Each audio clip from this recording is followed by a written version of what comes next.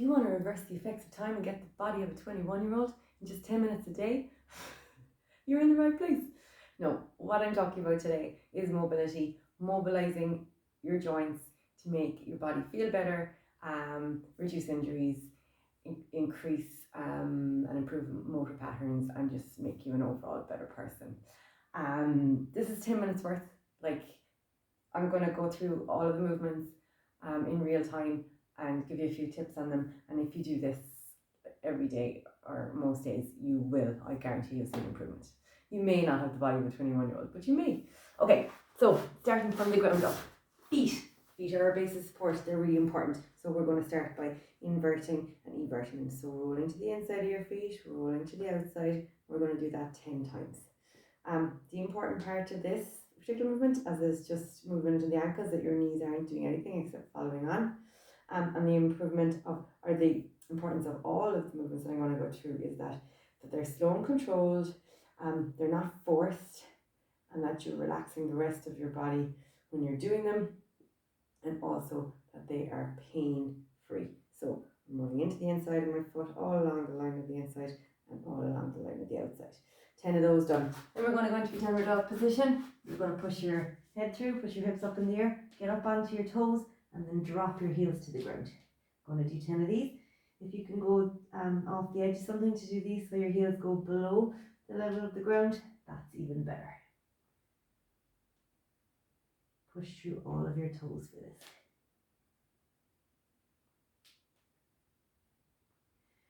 That should be roughly 10. Then we're sticking with the feet and ankles. Sitting down, one leg is out to stretch, the other one is tucked up to your chest, and you're going to make as big a circle as you can with that foot. I struggle to get out to the outside part here, so I have to work hard to do that. I'm going to do 3 one direction and then reverse that angle. Moving through the ankle, getting rid of all those clicks. Going slow, you could probably even go slower than I'm going. Other side, tuck that leg up, stay nice and tall, creating that circular movement.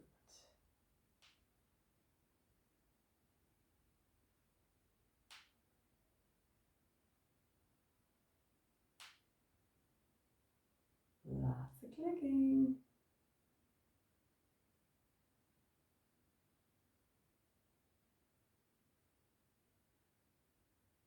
There we go. So I'm going to move up to the hips. I'm going to lie down, arms are on the ground, one leg is bent, and that's pushing through the ground. And then we're working on that other leg. We're making as big a circle as we can. That's pain-free. Pushing my heel up to the ceiling and keep my leg straight. That's a really important part. If you can't keep your legs straight, when you're doing a big circle, just go for a smaller circle. I don't care if it's this big, as long as you're making that circle. Once you've 5 done, you're going to reverse the direction. You might notice that I skipped the knee joint.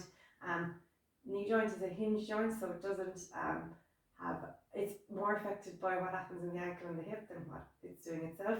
So therefore, working on movements of the hip and the ankle will help the knee as well. So I've moved on to my second side.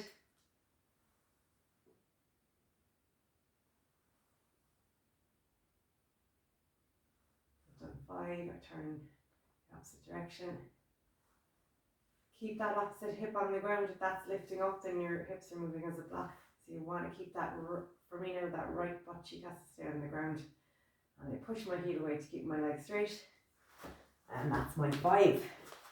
Okay, cat cows then, getting that spine moving a little bit. So onto hands and knees.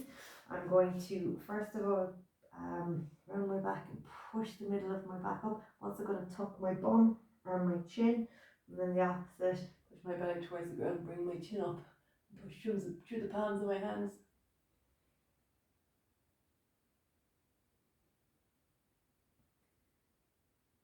Relaxing and feeling that spine moving from your tailbone all the way up to your neck. Trying to go a little bit further each time.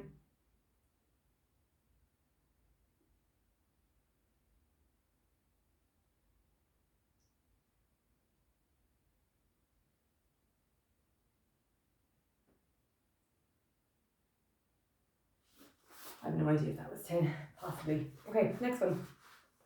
Onto one knee, other leg stays out to the side. If you need to put something under this knee, that's fine. Hands go on the ground, you push your hips forward, and you're going to sit back. We're going to do 10 each side. On these, you could feel your quad, you could feel your adductor muscle here. Also, you probably can't see my foot, but if I have this flat on the ground here, it's going to open up the outside of my calf as well. If you can't do that, just go onto your side, but ideally, you're working towards getting the sole of your foot flat on the ground. Make sure when you're finishing out the rep here at the front, squeeze your bum, push your hip forward to open up that hip. We're going to go 10 each on the other side.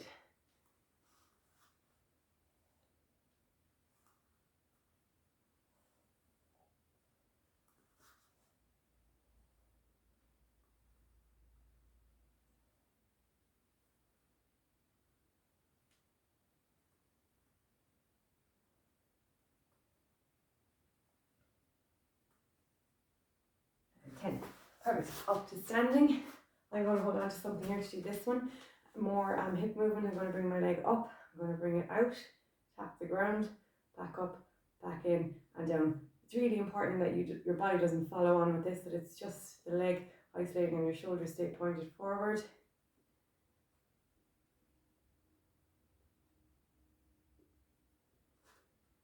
If your hip is clicking, maybe go to a slightly lower height where it doesn't click, and then try to work towards getting higher without the click. The more you do these, the less clicking you're going to hear. Again, I haven't really counted how many I'm going to do, but the amount doesn't matter, just until things start to feel like they're loosening up. You're going to get into a lunge position now, up on the toe on the back, and you're going to lower that knee down. Keep that chest up and squeeze your bum. And coming back up to fully straight legs, knee to the ground, fully straight legs, torso stays upright.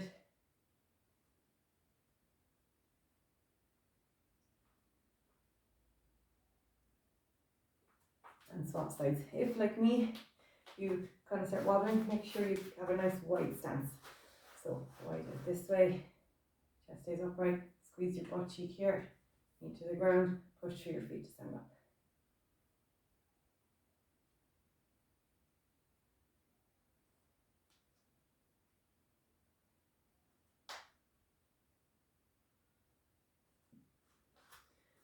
Lovely. Then overhead, we're going to go one arm at a time, arm circle. So reaching forward as far as you can, reaching up as far as you can, reaching back all the way around and back to center.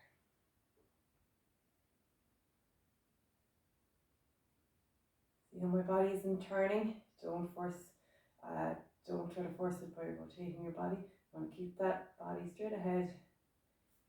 Get that joint in the arm to loosen up instead. Second way, reverse, back, up and around.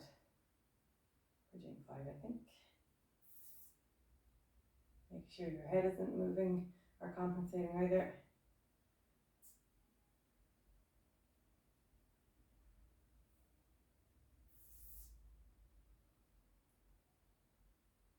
And relaxing the rest of your body.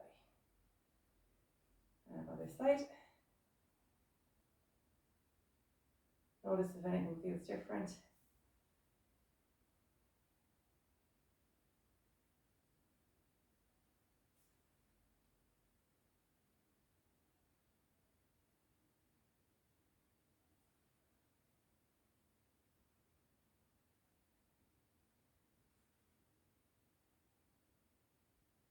And the opposite way.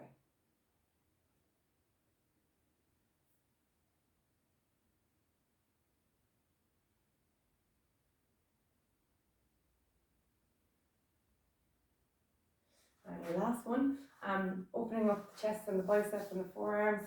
You're going to reach forward and you're rotating through the shoulder. You're going to bring that arm back, and you're back as far as you can. You're also going to extend your wrist, hold for a few seconds and relax. Reach forward, rotate through the shoulder, arm goes back as far as it can, and then extend the wrist. I'm going to do 3 of these each side. forward, feeling that shoulder blade moving forward. Rotate, coming out, and extend. And on the other side,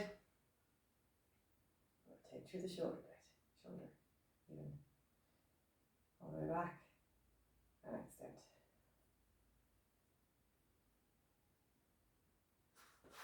Aiming for that arm to end up behind the line of your body.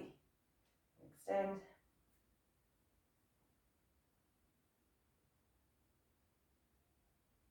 Extend. That should do it. Enjoy.